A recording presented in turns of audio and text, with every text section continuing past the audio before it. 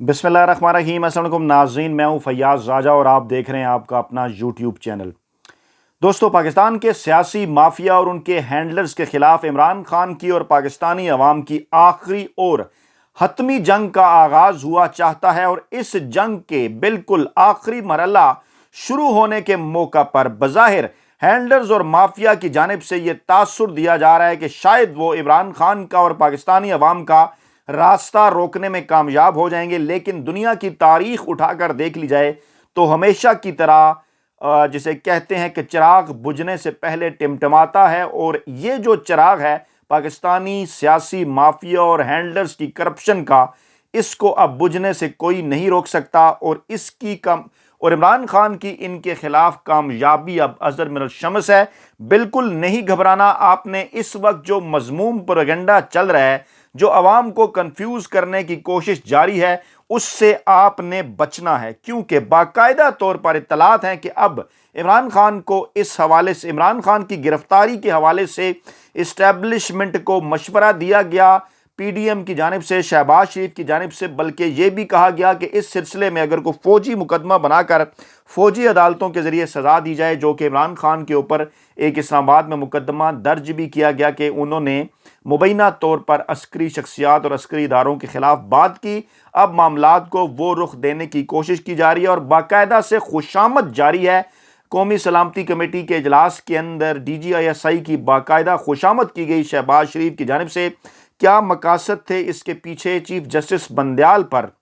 جو چار رخہ دباؤ بڑھایا جا رہا ہے، تمام تر سیاسی جماعتوں، سوشل میڈیا کے اوپر بڑے اینکروں، ویلے کالم نگاروں، ملازم صحافیوں، جنگ جیو گروپ کی جانب سے، آخرکار اس کے مقاصد کیا ہیں؟ اور پھر قومی سلامتی کمیٹی کا اجلاس، قومی سلامتی کمیٹی کے اجلاس سے پہلے کچھ ذرائع کے حوالے سے پی ڈی ایم مافیا کی جانب سے خبروں کو لیک کیے جانا، پھر اعلامیے کا سامنے آنا، اعلامیے کے اندر الیکشن کے حوالے سے یا الیکشن کی ڈیوٹی کے حوالے سے یا انتخابات ایک دن کرانے کے حوالے سے کسی قسم کا کوئی ذکر نہ ہونا، لیکن پھر ذرائع کے حوالے سے یہ خبریں چلانا کہ وہاں پر یہ معاملات ڈسکس ہوئے اور طرح سے ان معاملات کو لیا گیا۔ لیکن پہلے یہیں سے شروع کرتے ہیں، کیونکہ آج یہ خبر آئی جناب کہ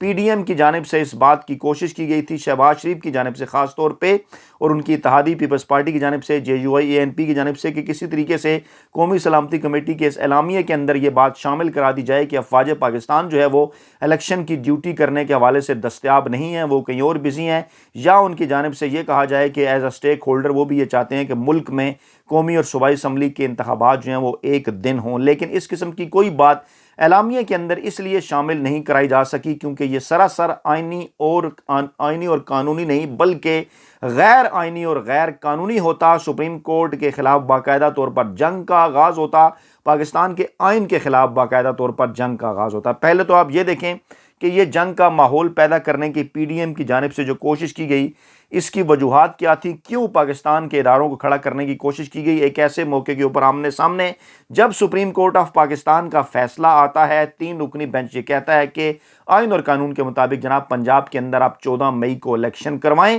الیکشن کمیشن شیڈول بھی جاری کر دیتا ہے، بلکہ میں آپ کے سامنے یہ بھی رکھنے جا رہا ہوں کہ میڈیا کے لیے جو انہوں نے کوڈ آف کنڈکٹ جاری کیا، یعنی معاملات کو آگے لے کر وہ چل رہے ہیں، کہہ رہے ہیں کہ ملک کی سالمیت، خود مختاری، عدلیہ کی آزادی کے خلاف کوئی مواد شائع اور جاری نہیں کیا جائے گا۔ میڈیا کے اوپر بھی اور تقاریر کے دوران بھی اور امن عامہ کو نقصان پہنچانے والے بھی بیانات شائع نہیں کیے جائیں گے۔ اخبارات، ڈیجیٹل اور سوشل میڈیا بھی اس کے پابند ہوں گے، اور ذات، برادری، مذہب، نسل، جنس کے اوپر حملوں سے گریز کریں سیاسی جماعتیں، اور اگر ایک امیدوار کسی دوسرے امیدوار کے خلاف الزام لگائے گا تو میڈیا دونوں کا موقف چلائے۔ سیاسی جماعتوں کے اشتہار اور میڈیا امیدوار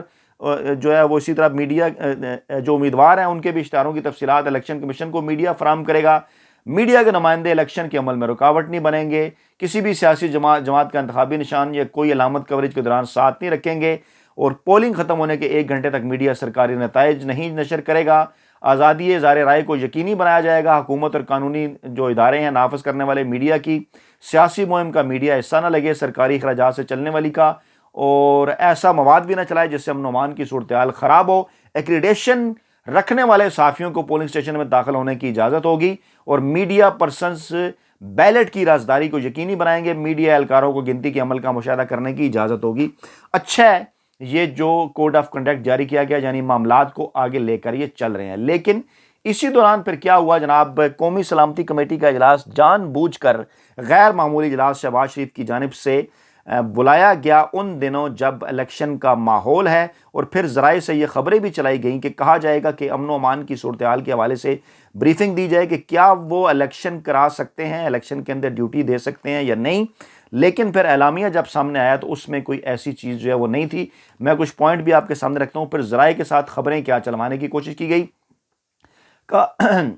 جو ہیڈ لائن سامنے آئی اس اعلامیہ کی وہ جناب یہ تھی کہ دہشت گردی کے خلاف ہوما جہد جامع آپریشن شروع کرنے کی منظوری دے دی ہے، اور services chief of staff committee, دیگر حکام، وفاقی وزراء سب نے شرکت کی۔ سیکورٹی فورسز کی قربانیوں کو سراہا گیا، اور ٹی ٹی پی سے نرم گوشہ سوچ بچار پر مبنی پالیسی کا نتیجہ قرار دیا حالیہ لہر کو، اور جناب یہ عوامی تقویٰ کے منافی ہے کہا گیا۔ اور 2 جنوری کو پشاور پولیس لائنز پر حملے کے بعد قومی سلامتی کمیٹی کے اجلاس میں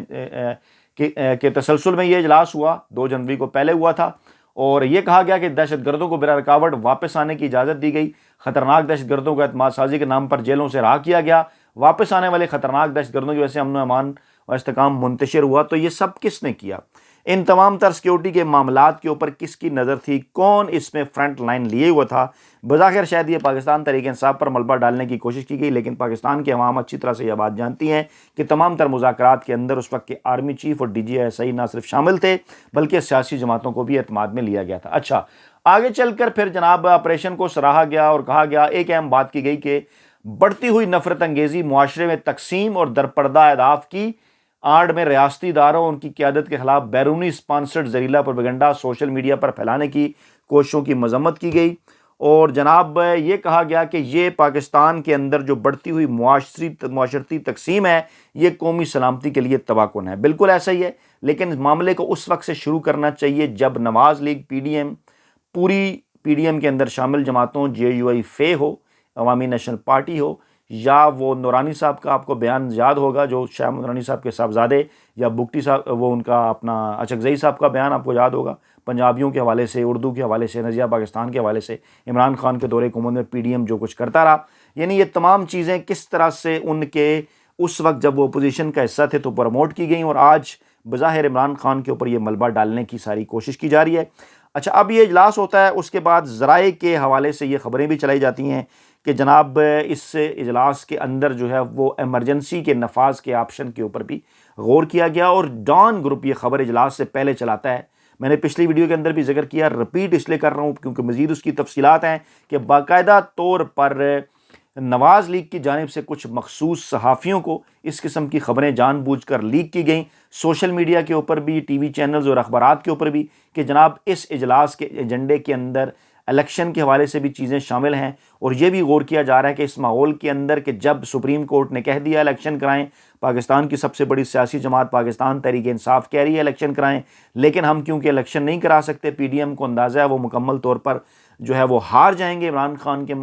کے مقابلے میں، دور دور تک ان کے کسی قسم کے کوئی چانسز نہیں ہیں پنجاب اور خیبر پختونخوا کے الیکشن کے اندر۔ اور اس کے بعد پھر کیا ہوگا، جس کے بعد کی طرف عمران خان اشارہ کر چکے کہ نہ صرف مافیا کا بلکہ ہینڈلرز کا احتساب، ججز کا، جرنیلوں کا احتساب، بیوروکریسی کا، سیاستدانوں کا احتساب، جو عمل عمران خان اس سے پہلے بھی شروع کرنا چاہتے تھے لیکن ان کے خلاف یہ آئینی اور قانونی جو ان کی حکومت تھی اس کو غیر آئینی اور غیر قانونی طریقے سے ہٹا کر رجیم چینج آپریشن کر کے ان مقاصد سے ہٹا دیا گیا، روک دیا گیا۔ اچھا، اس کے بعد پھر جو باری باری مختلف ڈیولپمنٹ ہوتی ہیں، جسٹس اطہر من اللہ صاحب کا اختلافی نوٹ، اور مجھے حیرت ہوتی ہے، دوبارہ میں یہ کہوں گا کہ اختلافی نوٹ ہے اگر تو 4-3 سے کیسے آ سکتا ہے، مطلب اگر تو یہ اختلافی نوٹ ہے تو اختلاف رائے تو مین بینچ کے فیصلے کے ساتھ ہوتا ہے نا، تو اس میں آپ ایک اختلافی نوٹ لکھتے ہیں۔ اب بعد میں جیو نے اختلافی نوٹ کو اضافی نوٹ کا نام دیا اور پھر اسے کہا تفصیلی نوٹ سامنے آ گیا۔ پھر اس کے اوپر اظہر صدیق صاحب یہ بھی سوال اٹھا رہے ہیں کہ اگر وہ بعد میں جو فیصلہ آیا ججز کی جانب سے 2 کا 5 رکنی بینچ کے، اس کو بھی پہلے سے تصور کر کے وہ فیصلہ لکھ رہے ہیں، تو کیا انہیں پتہ تھا کہ 1 مارچ مطلب ایک ہفتہ 10 دن پہلے انہیں کس طرح سے اس فیصلے کا پتہ چل گیا؟ مطلب کئی سوالات اس کے اوپر اٹھتے ہیں، اور یہ بھی کہا حضرت صدیق صاحب نے کہ یقیناً ان سے یہ غلطی ہوئی۔ پھر نون لیگ کے سوشل میڈیا پروپیگنڈا سیل نے جس طرح سے اس کو پروپیگوٹ کیا، اس سے بھی تمام تر چیزیں جو ہیں وہ کھل کے سامنے آ گئیں۔ اور اس کے بعد پھر ہوتا کیا ہے؟ ہوتا یہ ہے کہ میں آپ کے سامنے باری باری رکھتا ہوں۔ پہلے مریم نواز کا بیان آتا ہے کہ مریم نواز نے چیف جسٹس عمر عطا بندیال سے استعفے کا مطالبہ کر دیا اور کہا جناب وہ اختیارات کا غلط استعمال کر رہے ہیں اور سنگین سوالات اٹھ گئے ہیں اور آج تک کسی طرح سے مس کنڈکٹ کے اس طرح کے الزامات نہیں لگے تو چیف جسٹس کو استعفیٰ دینا چاہیے۔ اچھا، یہ کہانی جناب شروع ہوتی ہے قومی سلامتی کمیٹی کا اجلاس ہونے کے بعد، اس کا اعلامیہ آنے کے بعد۔ جب اس قسم کے مطالبات سامنے آتے ہیں تو پھر لوگ یہ بات کرتے ہیں کہ قومی سلامتی کمیٹی کے اعلامیے کے اندر ان باتوں کا ذکر کرنے کی کیا ضرورت تھی۔ ذرا یہ بھی دعویٰ کرتے ہیں کہ عوامی نیشنل پارٹی جو مطالبہ کر رہی ہے، نواز شریف، بلاول مریم جو مطالبہ کر رہے ہیں، اس کو بھی کیا قومی سلامتی کمیٹی کا جو اجلاس تھا اس کے اعلامیے کا حصہ سمجھا جائے۔ پھر ہمیشہ سے مشاہد اللہ خان جو مرحوم ہے اب، لیکن اب کیا کیا جائے، سچ بولنے سے نہیں رہا جا سکتا، انتہائی بدتمیز آدمی تھے، عمران خان کے خلاف کس قسم کی بکواس کرتے تھے آپ کو پتہ ہے۔ ان کے صاحبزادے سینیٹر عفنان بالکل انہی کے نقش قدم پر چل رہے ہیں۔ گزشتہ دنوں جو کچھ انہوں نے انور مقصود اور ایک خاتون اداکارہ کے حوالے سے کہا وہ بھی آپ کو پتہ ہے۔ ان سے بیان دلوایا گیا کہ حکومت توہین عدالت کا قانون بدلنے پر غور کر رہی ہے۔ اس سے پہلے اس قسم کی حرکتیں ذوالفقار علی بھٹو صاحب 70 کی دہائی میں اور 90 کی دہائی میں نواز شریف صاحب کر چکے ہیں پاکستانی عدلیہ کو کنٹرول کرنے کی، لیکن منہ کی کھائی اس لیے کہ اس وقت شاید فوج ان کے ساتھ نہیں تھی۔ لیکن اس مرتبہ قومی سلامتی کمیٹی کے اجلاس کے بعد اس قسم کی خبریں جاری کروانے کا مقصد کیا ہے؟ کہیں یہ میسج تو دینے کی کوشش نہیں کی جا رہی کہ چیف جسٹس عمر عطا بندیال صاحب کیونکہ کسی طرح سے مینج نہیں ہو سکے، نہ ہی مافیا سے نہ ہی ہینڈلر سے، تو اب مافیا اور ہینڈلر سے اکٹھے ہیں ان کے استعفے کے حوالے سے، یا ان کو دیوار کے ساتھ لگانے کے حوالے سے، یا توہین عدالت کا قانون بدلنے کے حوالے سے، کیونکہ جو کچھ انہوں نے کیا 42 ارکان نے قومی اسمبلی کے اندر، اور جس قسم کے بیانات یہ پی ڈی ایم اور اس سے منسلک جو دوسری سیاسی جماعتیں ہیں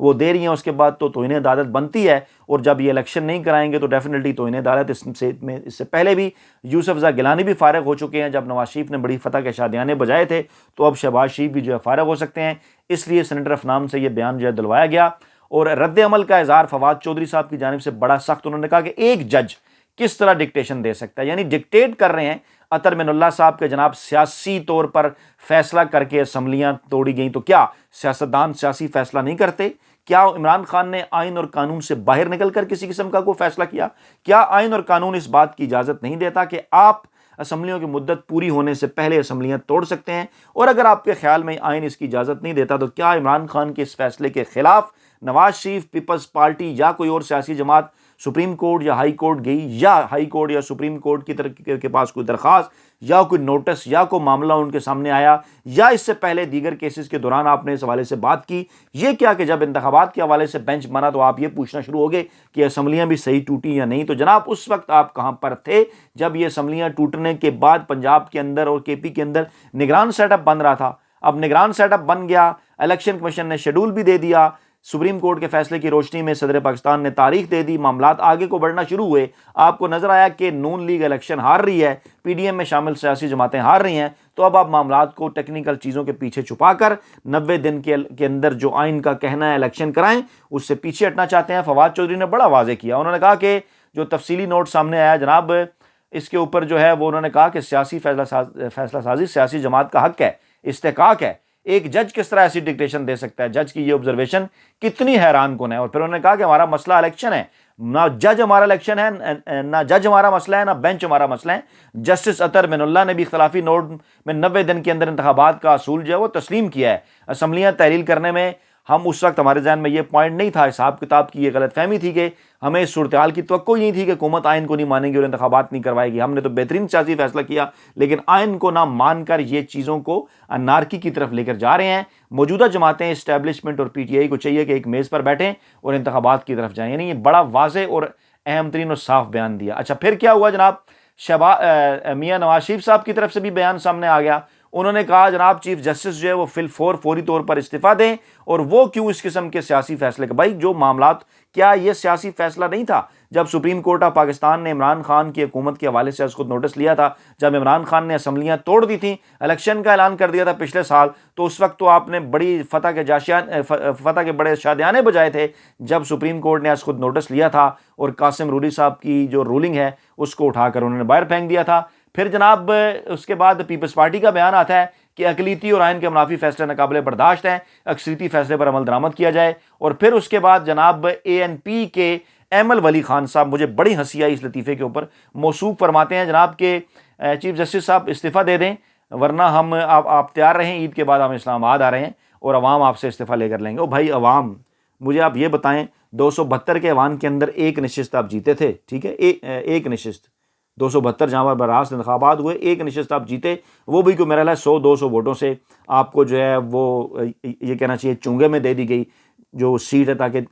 جو پی ٹی آئی کے لیے مشکلات بڑھائی جائیں پچھلی اسٹیبلشمنٹ، کیونکہ ان کی اس بات کی خواہش تھی کہ عمران خان کو ہمیشہ یہ ظاہر کیا جائے کہ پتہ نہیں ہم لے کر آئے ہیں، عمران خان کی سیٹیں بھی انہوں نے جو ہے وہ کم کروائیں، تو آپ کو اسی چکر میں ایک نشست مل گئی۔ اب تو الیکشن ہوئے تو آپ کے پاس ایک نشست بھی نہیں آئے گی، آپ کے ساتھ کون سے عوام ہیں؟ تمام تر ضمنی انتخابات، بلدیاتی انتخابات کے نتائج سامنے، آپ کہاں کھڑے ہوئے ہیں؟ تو احمد ولی صاحب اس قسم کی فنتنیاں نہ چھوڑیں، یہ لطیفے رہنے دیں کہ آپ آ کے استعفیٰ دیں گے۔ پاکستان کی عوام چیف جسٹس عمر عطا بندیال کے ساتھ کھڑی ہے، اور پاکستان کی سب سے بڑی سیاسی جماعت پاکستان تحریک انصاف بھی آئین اور قانون کے ساتھ جو ہے وہ کھڑی ہے۔ اچھا، پھر خوشامد کی جاتی ہے جناب، اور تالیاں بجائی جاتی ہیں، اور یہ خبر کون بریک کرتا ہے جناب؟ جنگ جیو گروپ، اور جنگ جیو گروپ کے وہ تمام تر صحافی جن کا ہم نام بھی اس لیے نہیں لینا چاہتے کیونکہ آپ کو اچھی طرح سے بات کا اندازہ ہے کہ یہ ڈوریں کہاں سے ہلتی ہیں۔ وہ فرماتے ہیں جناب کہ لیفٹننٹ جنرل ندیم انجم کو شاندار خراج تحسین پیش کیا گیا قومی سلامتی کمیٹی کے اجلاس کے اندر،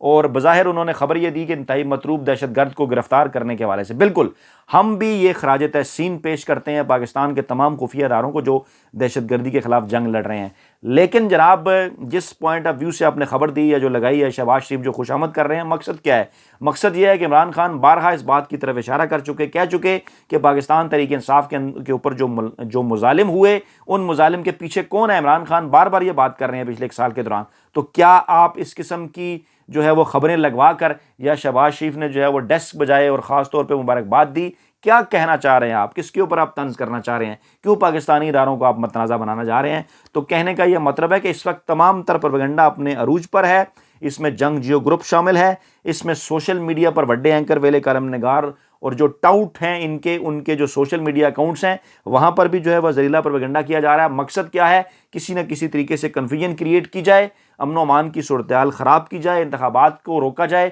پاکستانی عوام کے ووٹ کے حق کو روکا جائے، عمران خان کو اقتدار میں آنے سے روکا جائے، تاکہ مافیا اور ہینڈلرز کی جو پارٹنرشپ ہے وہ جاری رہے گی۔ لیکن ایک بات آپ لوگ ذہن میں رکھیں، میں ہمیشہ ایک بات کہا کرتا ہوں کہ یہ رب کا وعدہ ہے کہ آخری جیت جو ہے وہ ہمیشہ حق اور سچ کی ہوا کرتی ہے۔ دنیا کی کسی کہانی، افسانے، ڈرامے، فلم، کسی جگہ آپ نے کبھی یہ پڑھا کہ آخر میں باطل جیت جائے؟ ہمیشہ سچ کی جیت ہوتی ہے، اور انشاءاللہ تعالیٰ عمران خان کیونکہ حق پہ ہیں، سچ پہ ہیں، قدرت بھی انہی کا ساتھ دیا کرتی ہے، اور پاکستان انشاءاللہ تعالیٰ پاکستان کے عوام اور عمران خان انشاءاللہ تعالیٰ اللہ پاک کی مدد سے یہ حق اور سچ کی جنگ ضرور جیتیں گے۔ اپنا بہت خیال رکھیے گا، دعاؤں میں یاد رکھیے گا۔ نئی ویڈیو کے ساتھ جلد حاضر ہوں گے، اللہ نے کے بعد۔